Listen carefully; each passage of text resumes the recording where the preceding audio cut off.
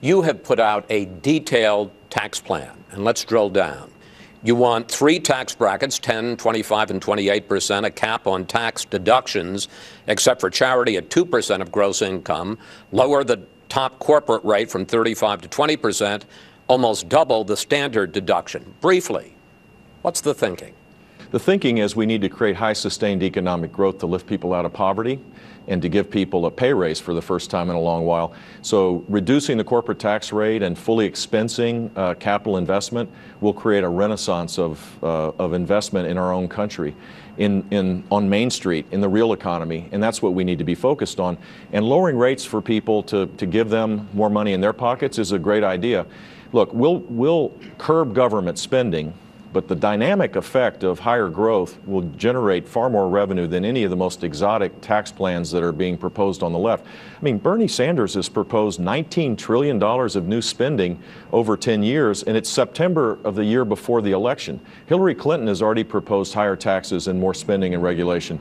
I think we need to move in the different direction, which is limit government's power and shift power away from Washington. And cutting taxes has the dual benefit of increased economic activity and also shifting power back to our communities. There are 2 major criticisms of your tax plan so far. First of all, the argument that, and you gave your tax plan to 4 conservative economists who said that it would increase the deficit between $1 and $3 trillion over the next 10 years.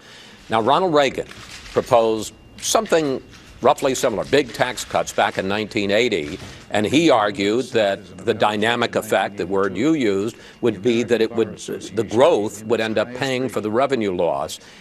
You know what your dad called that. Is this your version of voodoo economics? No, look, the dynamic effect of tax policy that creates economic growth narrows the deficit that you're describing. But first of all, it's not the government's money.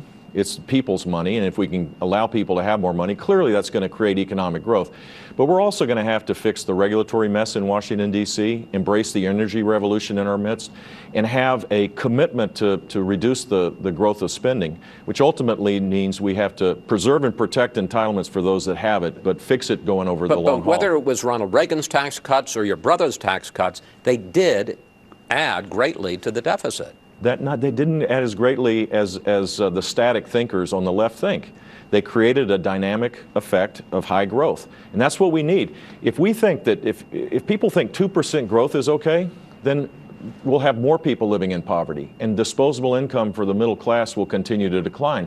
We have to jumpstart the economy so that people can have more money to make decisions for themselves. Then there's another complaint, and that is the issue of who benefits. The Tax Foundation says the middle class would see after-tax income increase 2.9%, but the top 1% would get a boost of 11.6%.